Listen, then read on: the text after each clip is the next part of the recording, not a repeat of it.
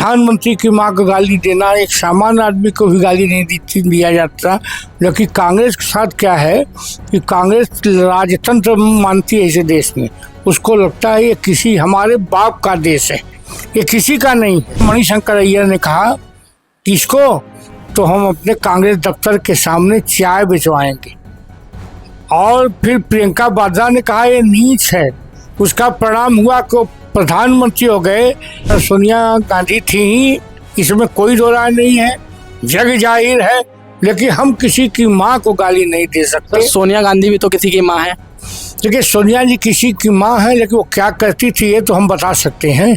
उनके जनसंघ के अध्यक्ष थे, वो जब जौनपुर से हार गए तो उन्होंने कहा कांग्रेस का उम्मीदवार हमसे अच्छा रहा होगा।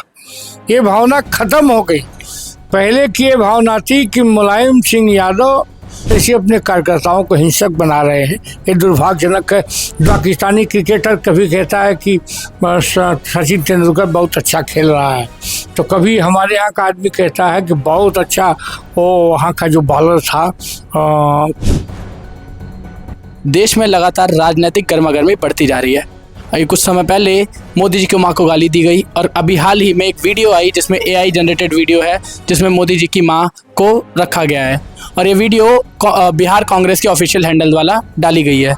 तो इसी सिलसिले में बात करने के लिए हमारे साथ है बीजेपी के प्रदेश प्रवक्ता अशोक पांडे जी। आइए जानते हैं इनका क्या मत है इस पे। धूप, गर्मी, पसीना, जिससे आपकी स्किन पर खुजली और दांत की समस्या बढ़ना आम बात है। लगाए दादू मलहम एंड लोशन और करे खुजली का काम तमाम। तो सर, आप देखते हैं कि अभी कुछ समय पहले जब वीडियो आई थी, वो गाली दी गई थी, तो गाली को लेकर कांग्रेस वालों का कहना था कि ना राहुल जी वहाँ मौजूद थे, ना कोई और चाहे तेजस्वी यादव हो या कोई और वहाँ मौजूद नहीं था, ये किसी और ने गाली दी है। लेकिन जब वीडियो आई है, वीडियो तो कांग्रेस के ऑफिशियल हैंडल द्वारा आई है बिहार के, तो ऑफिशियल कांग्रेस का हैंडल इस तरीके से इतनी राजनीति गिर गई है कि किसी की दिव्यांगत माँ को इस तरीके की प्रयोग करा जा रहा है। ये दुर्भाग्यजनक है। ये सामने दिखाई दिया था कि वो उनकी रैली थी, रैली में मंच से मोदी जी की माँ को गाली दी गई, जो कि राजनीति में भी नहीं है, जिंदा भी नहीं है। यह दुर्भाग्यजनक है। प्रधानमंत्री की माँ को गाली देना, एक सामान्य आदमी को भी गाली नहीं दिया जाता। लेकिन कांग्रेस के साथ क्या है कि कांग्रेस राजतंत्र मानती है इस देश में। उसको लगता है ये किसी हमारे बाप का देश है, ये किसी का नहीं है, ये हमारे बाप का है। अरे बाप रे बाप, चाय वाला हिंदुस्तान का प्रधानमंत्री कैसे बन गया? सबसे पहले उसे राहुल गांधी, सबसे पहले मणिशंकर अय्यर ने कहा कि इसको तो हम अपने कांग्रेस दफ्तर के सामने चाय बिचवाएंगे। और फिर प्रियंका वाड्रा ने कहा ये नीच है। उसका परिणाम हुआ कि प्रधानमंत्री हो गए। आवाज कर मणिशंकर अय्यर हो सकता है चाय बेच रहे हो कांग्रेस के दफ्तर के बाहर। फिर कहा गया कि चौकीदार चोर है। चौकीदार चोर है, वो दिलों का चोर था। दूसरी बार फिर भारत का प्रधानमंत्री हो गया। फिर तीसरी बार कहा गया कि पनौती है। पनौती है। जब भारत पाकिस्तान के मैच मोदी देखने गए तो पाकिस्तान जीत गया थी, हुआ कि पनौती है। तीसरी बार फिर प्रधानमंत्री हो गए, पनौती राहुल बबुआ साबित हो गए। अब मोदी जी की माँ को गाली देना ये दुर्भाग्यजनक है। और AI द्वारा कुछ भी संभव है, बनाया जा सकता है, लेकिन वह तो उस मंच से गाली दी गई थी। प्रमाण के साथ हम लोग पास प्रमाण है। सर, जो AI वीडियो थी वो कुछ भी बनाई जा सकती है, लेकिन प्रत्युत्तर में बीजेपी की तरफ से भी एक वीडियो बनी है। बीजेपी ने कोई नहीं बनाया है। बार वाला सब था, तो बार वाला तो सोनिया गांधी थी ही, इसमें कोई दो राय नहीं है, जग जाहिर है। लेकिन हम किसी की माँ को गाली नहीं दे सकते। सोनिया गांधी भी तो किसी की माँ है। देखिए, सोनिया जी किसी की माँ है, लेकिन वो क्या करती थी ये तो हम बता सकते हैं। उनके भूत से अभी भविष्य का क्या लेना देना? जैसे भविष्य, भूत पर ही भविष्य टिका होता है, इसमें कोई दो राय नहीं है।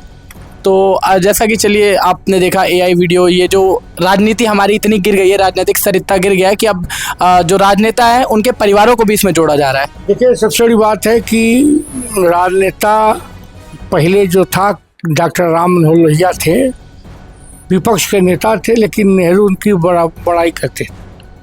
दीनदयाल उपाध्याय जी जनसंघ के अध्यक्ष थे, और जब जौनपुर से हार गए तो उन्होंने कहा कांग्रेस का उम्मीदवार हमसे अच्छा रहा होगा। ये भावना खत्म हो गई। पहले की ये भावना थी कि मुलायम सिंह यादव हर जगह, हर किसी का अगर होता था शपथ ग्रहण समारोह, वो हार गए थे। योगी जी का शपथ ग्रहण था, अखिलेश को लेके मुलायम सिंह यादव मंच पे गए थे, याद है कि नहीं? लेकिन दुर्भाग्य है कि उनका बेटा ही अब कार्यकर्ताओं को हिंसक बना रहा है। कांग्रेसी अपने कार्यकर्ताओं को हिंसक बना रहे हैं, ये दुर्भाग्यजनक है। 2 ठो नगाड़ा बजा के सपाई वो अजय राय को MP बना दे रहे हैं। 5 नगाड़ा ले लिए होते, मुख्यमंत्री बना लिए होते, जब कमरे में बनाना है। सर, आपने अभी बताया कि पनौती कहा गया मोदी जी को जब इंडिया पाकिस्तान का मैच देखने गए। इंडिया पाकिस्तान का मैच इस समय भी बहुत चर्चा में है, क्योंकि अभी हाल ही में पहलगाम हमला हुआ था, जिसके बाद मोदी जी द्वारा ऑपरेशन सिंदूर शुरू किया गया। ऑपरेशन सिंदूर में उन्होंने कहा था कि पानी के साथ, खून के साथ वो नहीं बह सकता। तो उस तरीके से अगर अभी देखा जाए तो इंडिया पाकिस्तान का मैच ज़रूरी है, क्यों कराया जा रहा है? देखिए, खेल अलग चीज होती है और ऑपरेशन सिंदूर के माध्यम से बदला ले लिया गया। पहलगाम के आतंकियों को भी मार दिया गया। उसके परिजन इससे संतुष्ट भी हो गए कि आतंकी मारे गए। लेकिन मेरा ये मानना है कि ये मैच या खेल दोनों सब अलग अलग चीज़ है। हमारे यहाँ आप देखेंगे, यहीं बैठ के कोई पाकिस्तानी क्रिकेटर कभी कहता है कि सचिन तेंदुलकर बहुत अच्छा खेल रहा है, तो कभी हमारे यहाँ का आदमी कहता है कि बहुत अच्छा वो वहाँ का जो बॉलर था, क्या बोलते थे उसको, बहुत अच्छा बॉलिंग करता है। मेरा कहना कि खेल भावना अलग है। यह दूसरी बात है कि पाकिस्तान हमारा छोटा भाई बनता तो है, लेकिन वह पीठ के पीछे। इस तरीके से देखा जाए तो जो बॉलीवुड एक्टर्स थे, जब पाकिस्तानी एक्टर्स के साथ काम करते थे तो यही बीजेपी वाले उनके अगेंस्ट बॉयकॉट करते थे। अभी यही बीजेपी वाले ऐसा कह रहे हैं। बीजेपी वालों का कहना है कि खेल अलग चीज़ है, जैसा आपने भी बताया, और अनुराग ठाकुर का भी कहना है कि खेल ज़रूरी है वरना हम एक पॉइंट हार जाएंगे करके। तो सर, लोगों की भावनाएं इससे आहत हो रही हैं, देशवासियों की भावनाएं, जैसे ओवैसी ने भी आहत हो रही हैं, लेकिन वो देख रहे हैं कि हम लोगों ने आतंकियों को मार गिराया है, इसमें कोई दो राय नहीं है। और खेल भावना कोई दुश्मनी का भाव नहीं है, दुश्मनी के भाव से खेलता पाकिस्तान है। आज भारत जीतेगा तो पाकिस्तानी क्रिकेट पे अपना टीवी फोड़ लेंगे। इस बार तो हमको लगता है पाकिस्तानियाँ अपनी आंखें ही फोड़ लेंगे अगर हार गए तो। पर सर, जिन पाकिस्तानी खिलाड़ियों के साथ हम खेलने जा रहे हैं, उनके ट्वीट आए थे पहलगाम के दौरान, जब उन्होंने हमारे देश ये इस बर्बर नरसंहार का साथ दिया था, एक तरह से अपने पाकिस्तान को डिफेंड किया था, आतंकवादियों को डिफेंड किया था और भारत के बारे में उल्टा कहा था, और आज उन्हीं के साथ खेला जा रहा है। देखिए, वो दोनों अलग अलग बात है। एक राष्ट्रभक्ति की भावना होती है और खेल जब शुरू होता है तो सब लोग खेल भावना से खेलने लगते हैं। ये दोनों भावनाएं अलग अलग हैं। राष्ट्रभक्त की भावना थी, आज भी पाकिस्तान का जो खिलाड़ी अपने यहाँ बोलता है कि 2 मिनट में भारत को ख़त्म कर दूंगा, वहाँ का सेनाध्यक्ष कहता है 2 मिनट में भारत को ख़त्म कर दूंगा।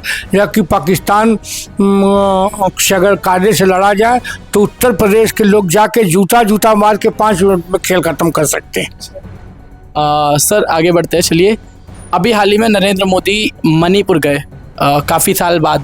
पहले मणिपुर जाने को कहा जाता था, लेकिन अभी इलेक्शन जब से आ रहे हैं उनका मणिपुर दौरा अभी हाल ही में हुआ है। बात यह है कि वो केंद्र सरकार मणिपुर में लगातार काम कर रही थी। मणिपुर की जो आज स्थिति सुधरी है वो केंद्र सरकार की देन है। विपक्ष तो राहुल गांधी तो कुकी में का झगड़ा कराने को उभारने का ही प्रयास कर रहे थे। दुर्भाग्य इस देश के विपक्ष का कि उसका एक पैर मोदी के विरुद्ध पाकिस्तान के साथ रहता है, ये दुर्भाग्यजनक है। राहुल गांधी कभी चाइना चले जाते हैं, कभी कांग्रेस का मणिशंकर ये जाके पाकिस्तान कहता है पहले मोदी को हटाओ मालिक, बाद में हम लोग देखेंगे। यह दुर्भाग्यजनक है, इस देश का ऐसा विपक्ष है। अब मोदी जी तो मणिपुर जाके वहाँ अमन चैन है, शांति है, सारी व्यवस्था सही करके आए हैं। तो सर, चलिए आखिरी सवाल पे आते हैं। अभी हाल ही में आपने नेपाल का हाल देखा होगा। नेपाल में जहाँ एक तरफ जो युवा हैं उनका आक्रोश बढ़ गया, और उसी तरीके की मांग अभी देखा जाए तो भारत में भी की जा रही है। विपक्ष खासकर ऐसी मांग कर रहा है युवा। विपक्षी यहाँ उभारने में लगे हैं, लेकिन मेरा ये मानना है कि भारत नेपाल नहीं है। भारत में 80% लोग, 90% लोग नरेंद्र भाई दामोदर के साथ हैं। जिस तरह का अनर्गल प्रलाप राहुल गांधी करते हैं, अखिलेश यादव करते हैं, तेजस्वी करते हैं, ममता बनर्जी करती है, अगर कहीं ऐसा हुआ तो कम से कम वो लोग पीटी उषा से जाके सीख लें भागना, वरना जो दुर्दशा होगी उन लोगों की कि समझ में आ जाएगा। आपने देखा होगा कि नेपाल के युवा भी, जहाँ यहाँ पे देखा जाए, यहाँ पे विपक्ष जहाँ उकसाने में लगा युवाओं को, लेकिन नेपाल की कुछ वीडियोस वायरल हुई जिसमें वो योगी आदित्यनाथ के बैनर या मोदी जी की मांग कर रहे थे कि उनको मोदी जैसा एक राजनेता या शासक चाहिए जो उनके देश को संभाल सके। ये पूरे दुनिया में लोग कहते हैं, पहले तो पूरा हिंदुस्तान कहता है कि हमें मुख्यमंत्री योगी जी की तरह चाहिए, फिर पूरी दुनिया कहता है कि हमें मोदी जी जैसा नेता चाहिए। उधर वो अपने मंत्रियों को लटिया रहे थे, लेकिन मोदी पीएम हो या बतिया भी रहे थे, ये दोनों दिखाई दिया। तो निश्चित तौर पर मोदी आज दुनिया के बड़े नेता हैं, इसमें कोई दो राय नहीं। बहुत बहुत धन्यवाद सर। मैं प्रशांत दुबे, आप देख रहे थे न्यूज़ राष्ट्र।